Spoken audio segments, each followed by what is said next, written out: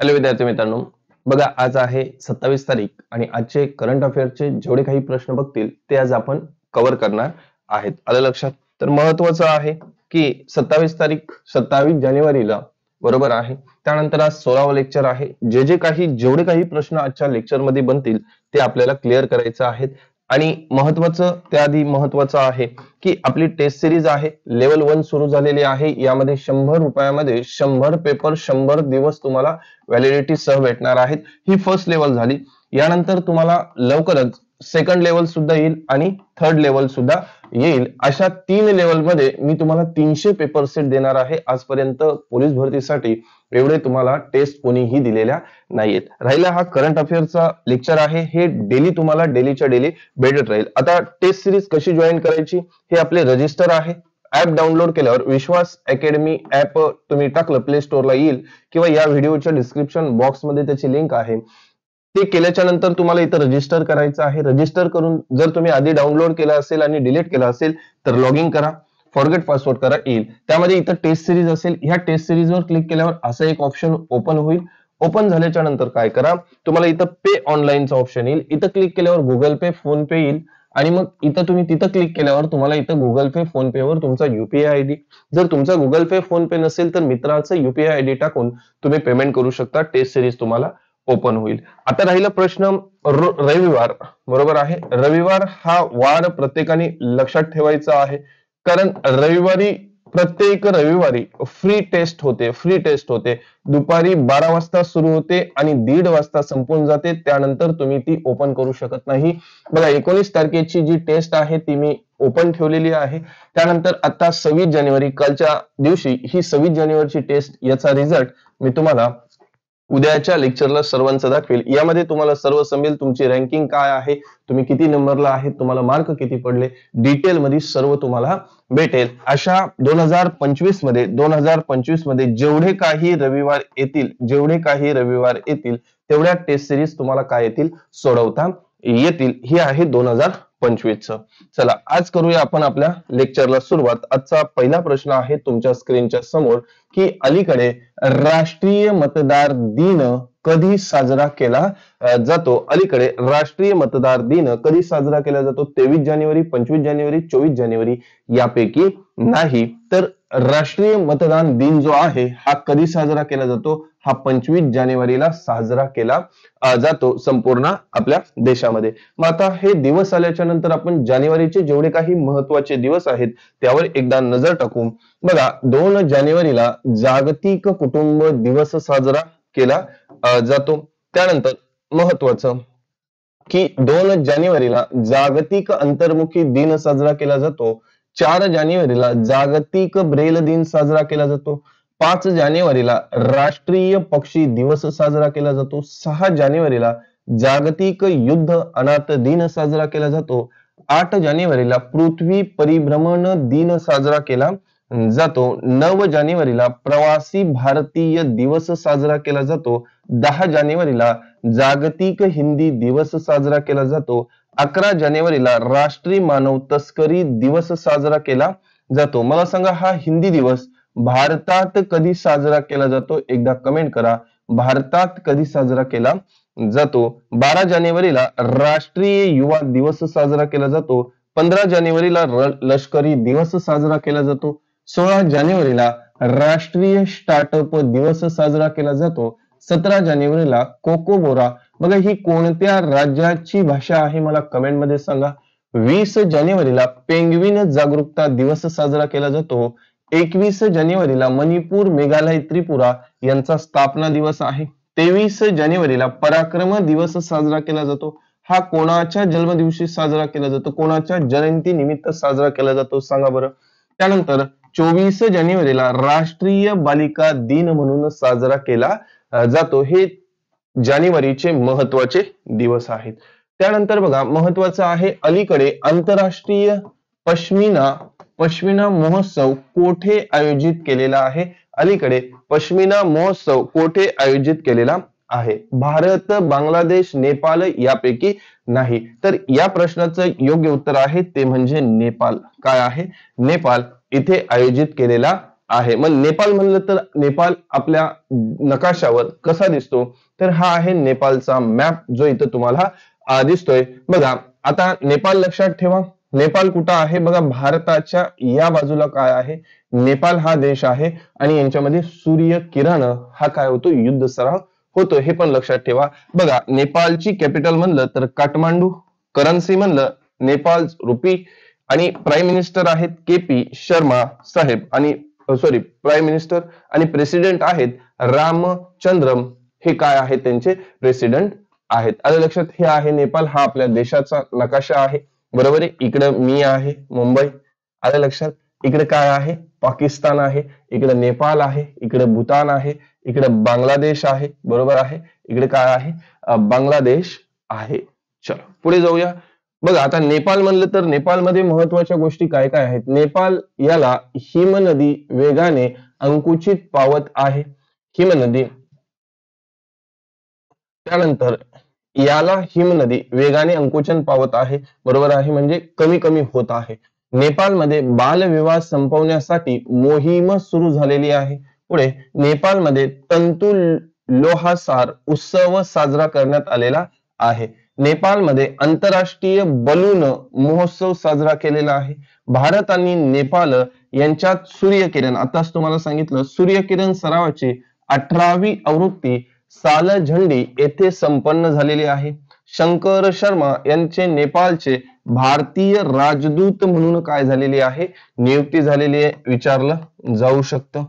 आणि हा युद्ध सराव सुद्धा खूपदा विचारला जाऊ शकतो. जगातील सर्वात मोठी प्राणी वध महोत्सव गाढीमाही नेपाळमध्ये साजरा केला जातो. नेपाळमध्ये बेल्ट अँड रोड इनिशिएटिव्हवर चीन सोबत एक फ्रेमवर्क करार केलेला आहे. आलं लक्षात.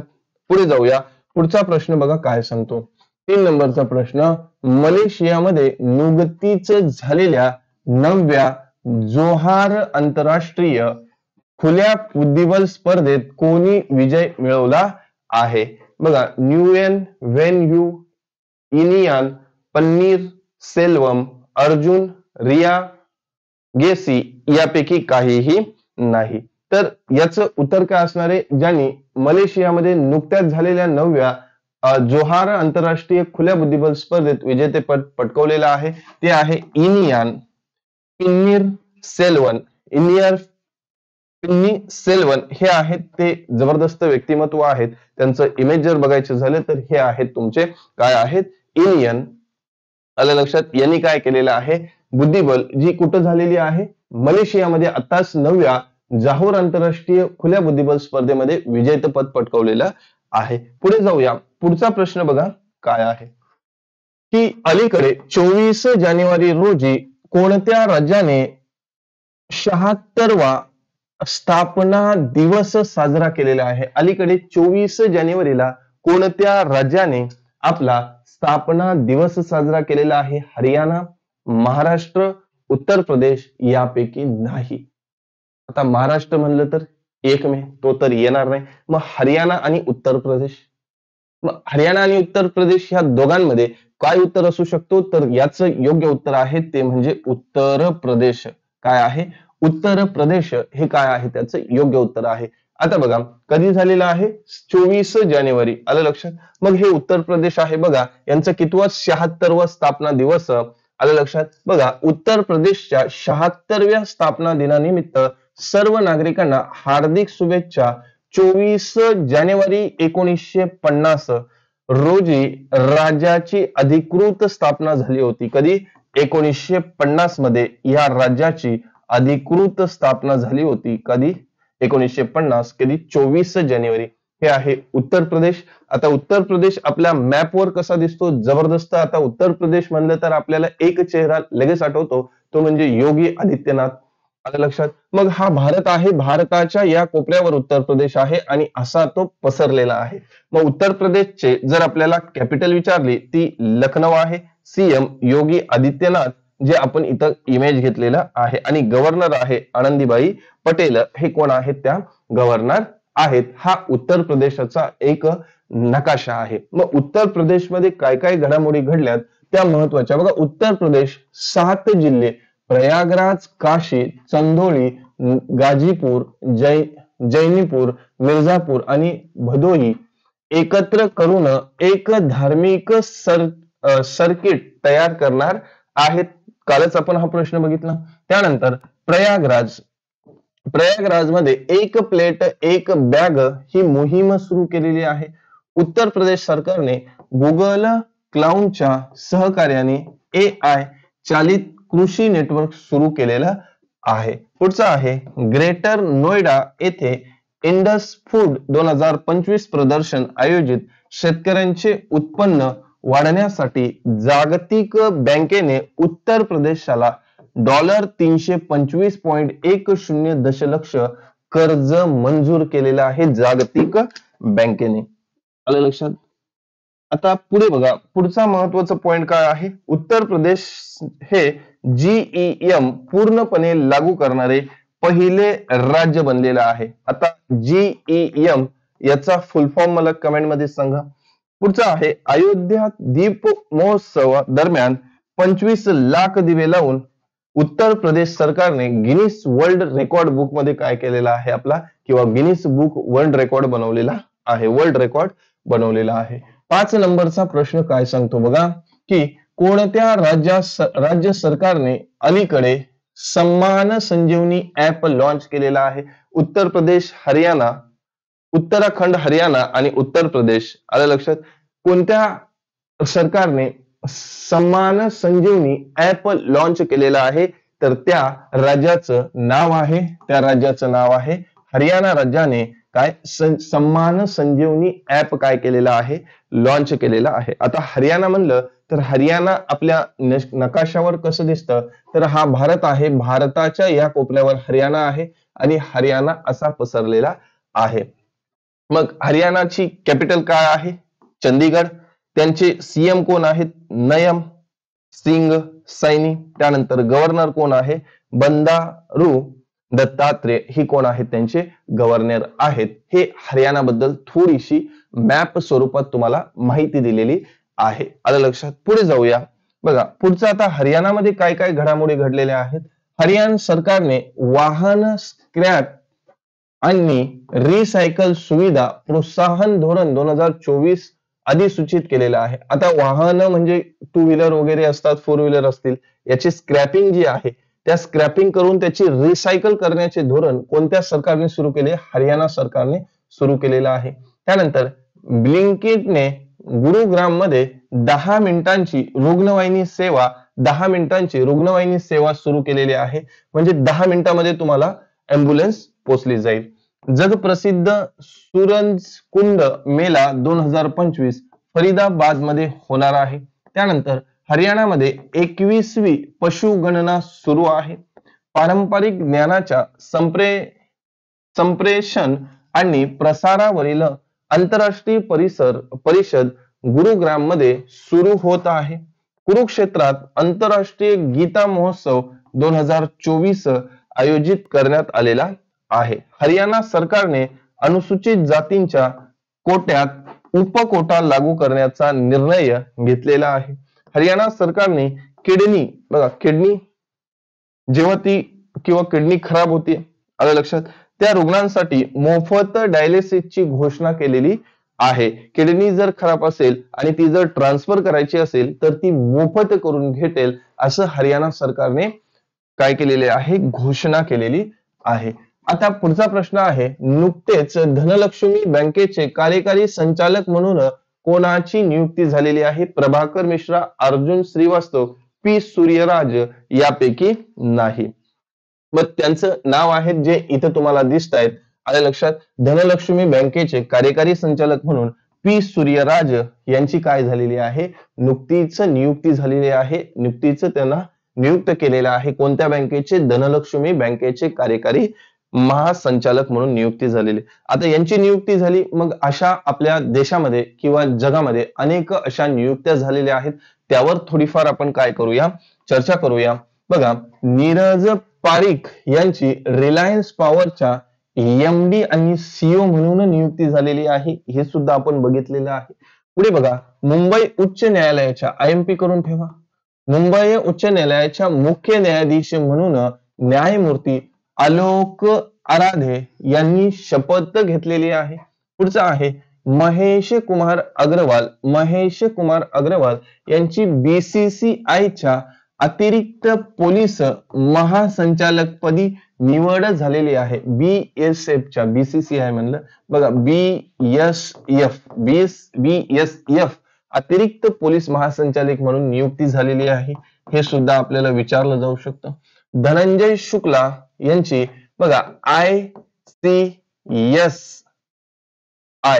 ICSI चे नवे अध्यक्ष बनलेले आहेत.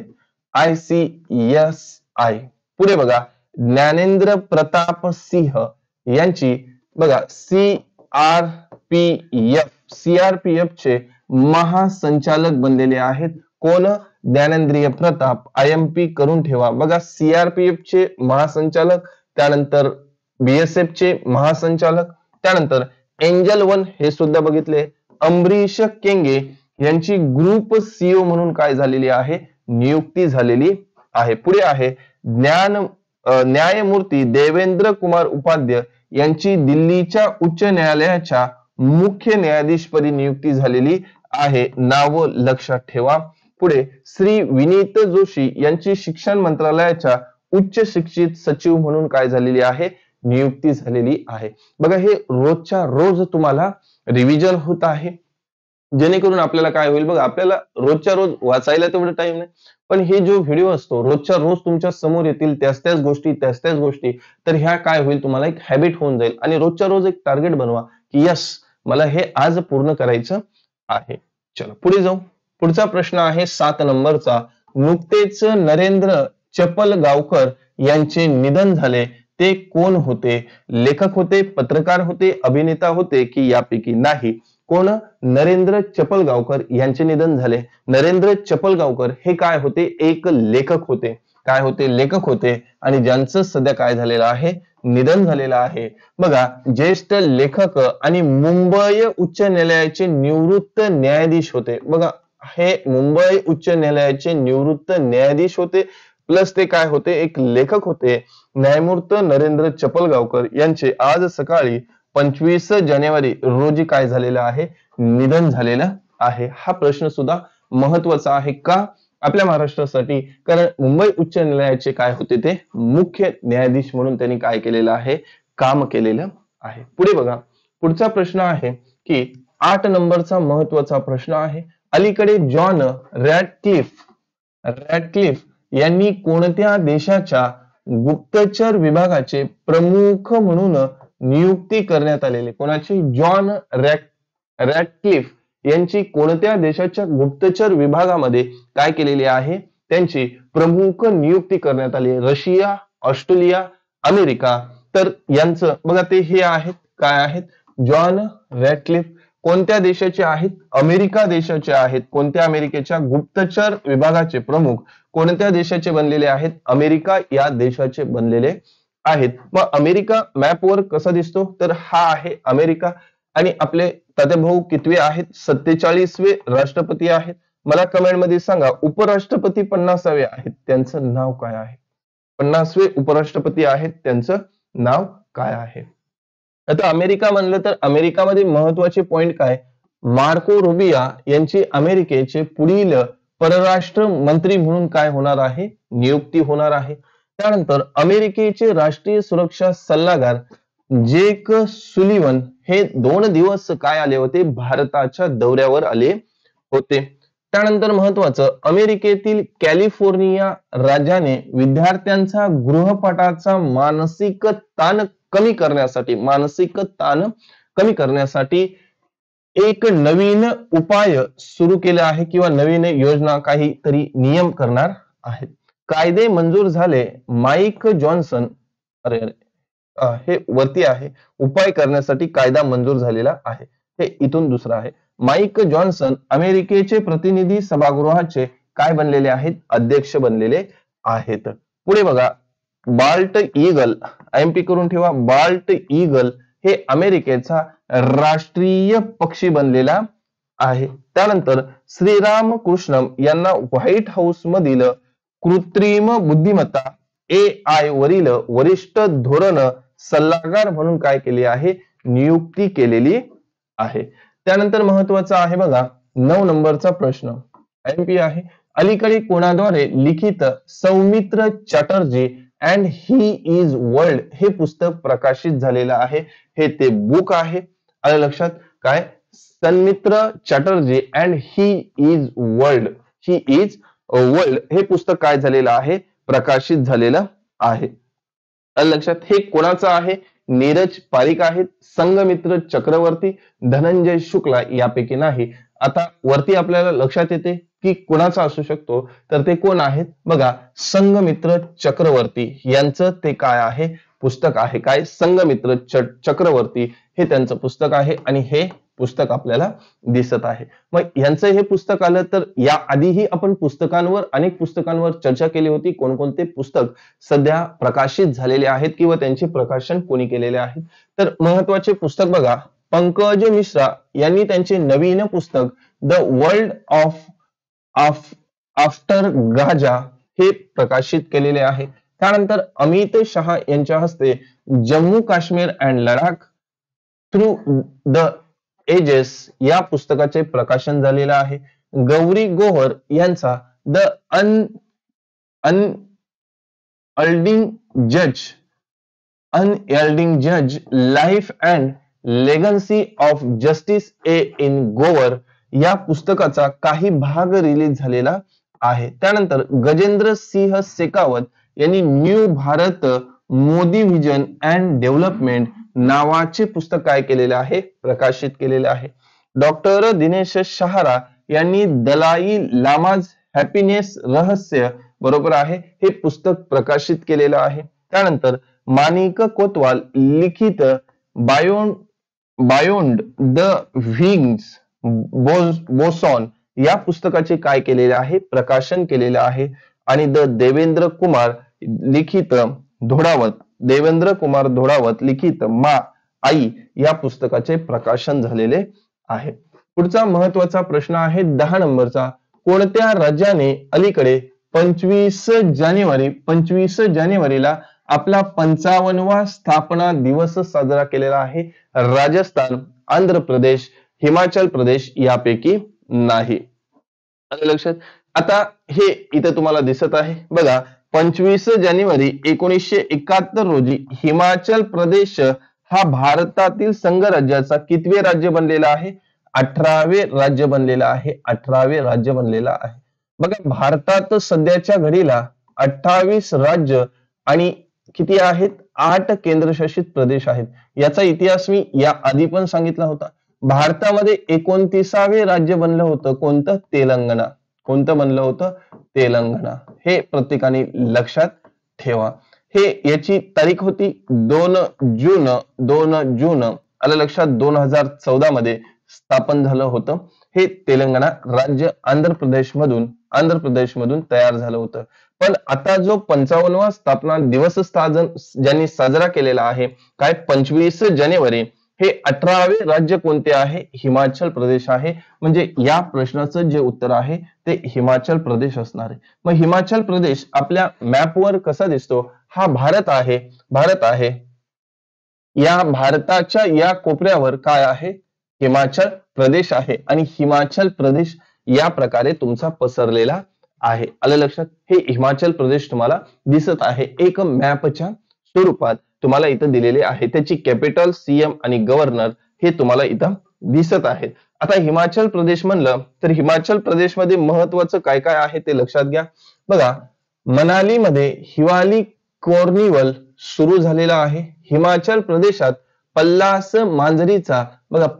मांजरीचा पहिले छायाचित्र पुरावा सापडला आहे. हिमाचल प्रदेशातील बिलासपूर शहरात राज्यातील पहिल्या डिजिटल ग्रंथाचे उद्घाटन करण्यात आलेलं आहे. IMP करून ठेवा बघा, हे पहिलं दुसरं आपल्याला महत्वाचं पाहिजे. हिमाचल प्रदेश सरकारने महिलांसाठी लग्नाचे वय 21 वर्ष केलेले. आपल्या इथे किती? 18 आहे आणि पुरुषांचे किती आहे? 21 आहे. पण हिमाचल प्रदेश आणि महिलांचे लग्नाचे वय किती केलेलं आहे? 21 केलेलं आहे. हिमाचल प्रदेश सरकारने मुख्यमंत्री सुख शिक्षा योजनेला मंजुरी दिलेली आहे. पुढे हिमाचल प्रदेशाने मुख्यमंत्री बाल पोषण आहार योजना सुरू केलेली आहे. नैसर्गिक शेतीला प्रोत्साहन देण्यासाठी हिमाचल प्रदेशाच्या मुख्यमंत्र्यांनी हिम उन्नती हा नवीन उपक्रम सुरू केलेला आहे. कशासाठी?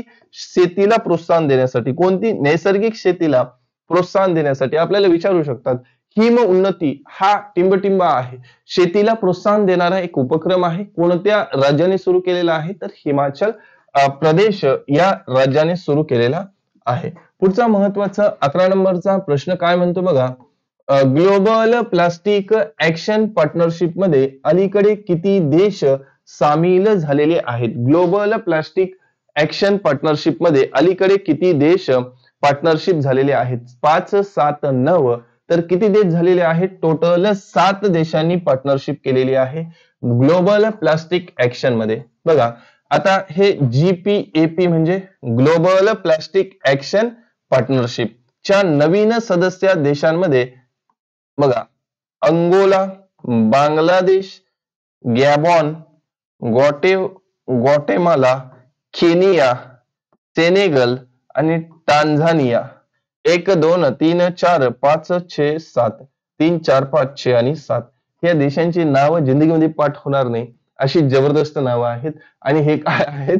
हे 7 देश आहेत. आलं लक्षात?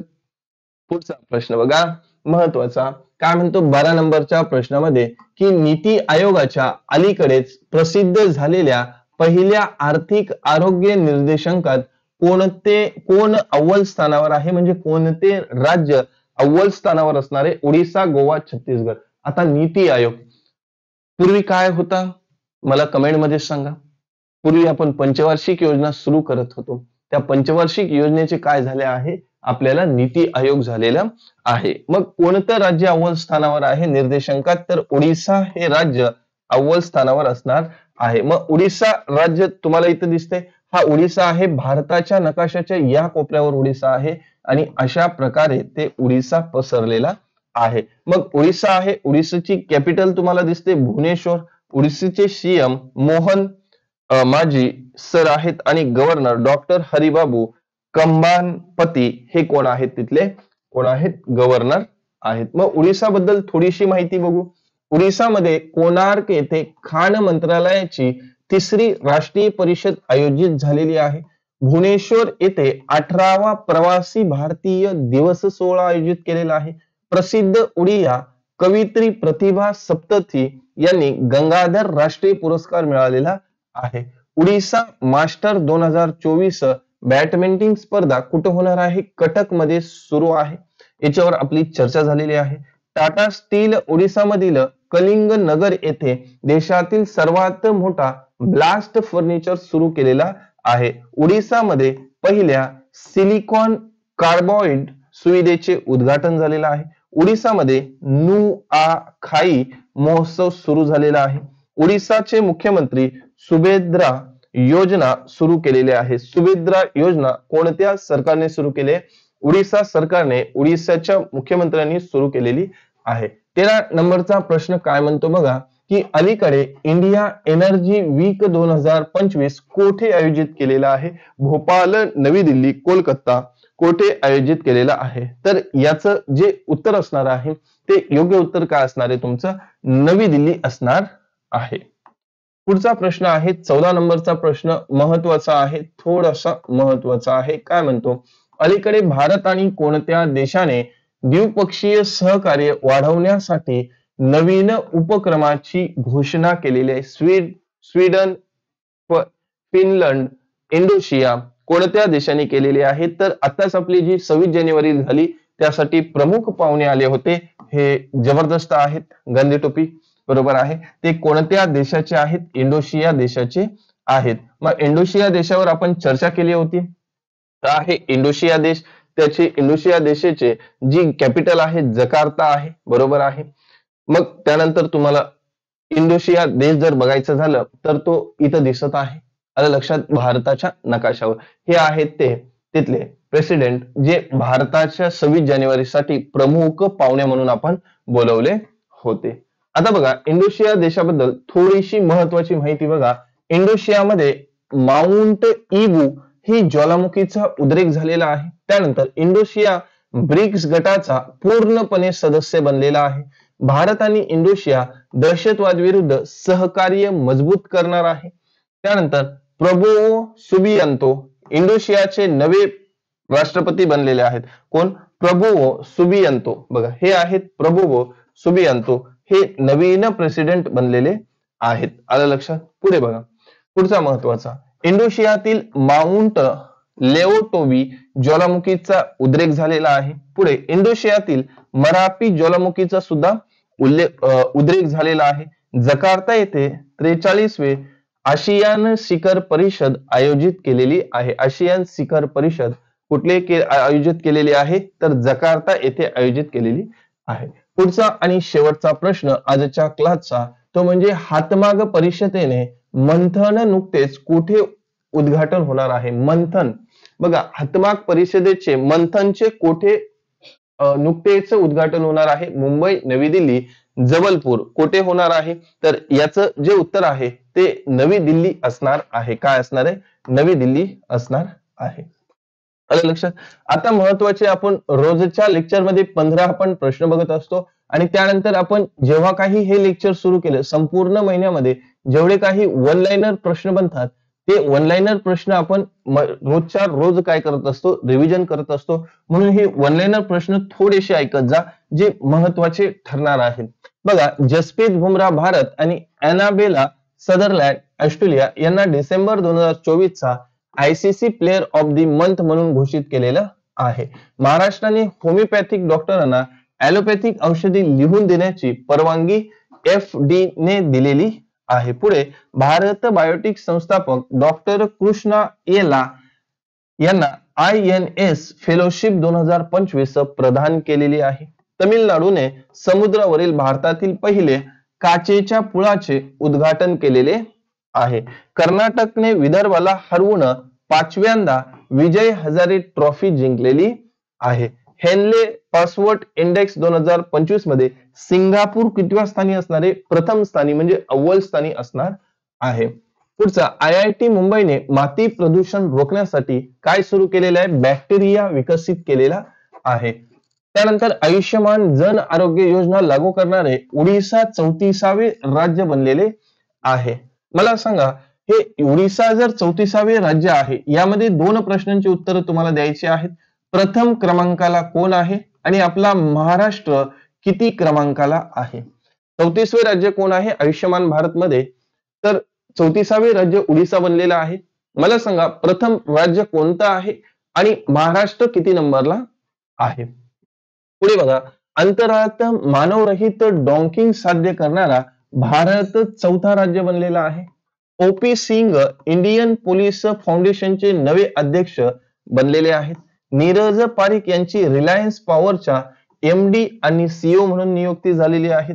चीनने जगातील सर्वात लांब एक्सप्रेस बोगद्याचे अनावरण केलेले आहे. भारत लांडग्यांच्या अधिवासनासाठी संरक्षण करण्यासाठी गुजरातने ॲटलिस लॉन्च केलेला आहे.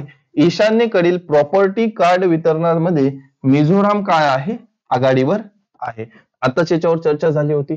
त्यानंतर भारत सरकारने 7व्या क्रमांकाची कॉफी उत्पादन देश बनलेला आहे. भारत 7व्या नंबरला आहे, पण 1 नंबरला कोण आहे? ब्राझील आहे. कोण आहे? ब्राझील आहे. ठीक आहे. मग मला सांगा, भारतामध्ये कोणते राज्य आहे जे प्रथम क्रमांकाला आहे?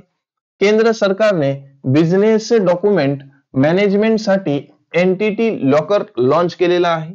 पुढे पंकज मिश्रा यांनी नवीन पुस्तक द वर्ल्ड आफ्टर गाजा प्रकाशित केलेले आहे. कार्बन तटस्थ साध्य करण्यासाठी उत्तराखंड सरकारने आइसलँड सोबत काय केलेलं आहे? करार केलेला आहे. छत्तीसगड सरकारने दीनदयाल उपाध्याय कृषी कामगार कल्याण योजना सुरू केलेली आहे. हे थोडस कॅन्सल आहे. आता बघा, महत्वाचं, कालच्या व्हिडिओमध्ये तुम्हाला एक प्रश्न विचारला होता आणि खूप विद्यार्थ्यांनी त्याचं काय केलेलं आहे? बरोबर उत्तर टाकलेलं आहे की खेलो इंडिया हिवाळी खेळ 2025 कोठे आयोजित केलेलं होतं? कोठे मनाली, लडाख, नैनिताल तर कुठे आयोजित केलं होतं? हे लडाख येथे आयोजित केलेलं होतं. आलं लक्षात? बघा, जो प्रश्न तुम्हाला दिला जातो त्या प्रश्नाचं उत्तर तुम्ही ऑफलाईन कमेंटमध्ये टाकत राहा. कमेंट बॉक्समध्ये टाकल्याच्या नंतर तुमचे हे जे काही उत्तर तुम्ही देताय ते मी तुम्हाला त्या पुढच्या लेक्चरमध्ये त्याचं प्रश्नाचं उत्तर देताना सांगून देईल. आजच्या व्हिडिओमध्ये तुमच्यासाठी महत्वाचा प्रश्न आहे. प्रश्न काय आहे बघा. प्रश्न, अलीकडे मायकल मार्टिन दुसऱ्यांदा कोणत्या देशाचे पंतप्रधान बनलेले? स्वीडन, फिनलंड आणि आयर्लंड. कोणत्या देशाचे ते पंतप्रधान बनलेले आहेत? बघा, हे ऍप आहे. हे ऍप डाउनलोड करा. बघा, जी काही पीडीएफ असते, पीडीएफ जी असते, आता पीडीएफ कधी कधी जास्त एमबीची बनते, कधी कधी कमी एमबीची बनते. मग ही टेलिग्रामला शेअर करायला थोडीशी अडचण होते. आता हे जे रोजचे लेक्चर होतात, आपल्या ऍप डाउनलोड करा. ऍप डाउनलोड केल्यावर तुम्हाला सेंटरमध्येच एक स्लाइड दिसेल, तिच्या खाली लिहिलं असेल चालू घडामोडी. त्यावर क्लिक केल्यावर तुम्हाला कोर्स दिसेल आणि त्याची जी फीज असेल ती 99 रुपये असणार आहे. आता यामध्ये तुम्हाला काय भेटणार आहेत? सर्व लेक्चर तुम्हाला तिथं पूर्ण महिन्याचे लेक्चर भेटणार आहेत. त्यासोबत तुम्हाला ह्या ज्या पीडीएफ आहेत, ह्या पीडीएफ तुम्हाला दिल्या जातील. त्यानंतर तुम्हाला एक ई बुक क्रिएट केलं जाईल, ई बुक त्यामध्ये दिलं जाईल. हे ई बुक काय असणार आहे? ही ई बुक तुम्हाला प्रिंट मारता येणार आहे, किंवा हे जर तुम्हाला मी ह्या पीडीएफ आहेत तर ह्या पीडीएफ पण तिथे अवेलेबल होणार आहेत. आणि सेपरेट एक ई बुक ज्याची तुम्ही प्रिंट मारू शकता. संपूर्ण महिन्याची तुम्हाला चालू घडामोडी प्रत्येक डे वाईज तुम्हाला भेटणार आहे. आणि ती रिव्हिजन करण्यासाठी तुम्हाला प्रॉपर एक व्हिडिओ सुद्धा तिथं मी अवेलेबल करून देणार आहे. त्यानंतर मराठी आणि गणिताची कॉम्बो बॅच आलेली आहे, ज्याची फीज आपल्याला 1000 रुपये असणार आहे. मराठी, व्याकरण आणि गणिताची. चालेल, तर हे होतं आजचं लेक्चर कसं वाटलं मला कमेंट मध्ये सांगत राहा. आवडत असेल तर लाईक करा. तुम्हाला वाटलं की माझा फायदा होईल तर मित्रांना शेअर करत राहा. वाटत असेल की ह्या चॅनेलवर आपल्या अभ्यासाच्या भविष्याचा विचार केला जातो तर सबस्क्राईब करा. नाही वाटलं तर करू नका. ठीक आहे, पण लेक्चर्स बघत चला, ज्याने तुमचा निश्चित फायदा होईल. चालेल, आज थांबूया. उद्या भेटू याच वेळी आपल्या नवीन चालू घडामोडीचे प्रश्न घेऊन. वंदे मातरम.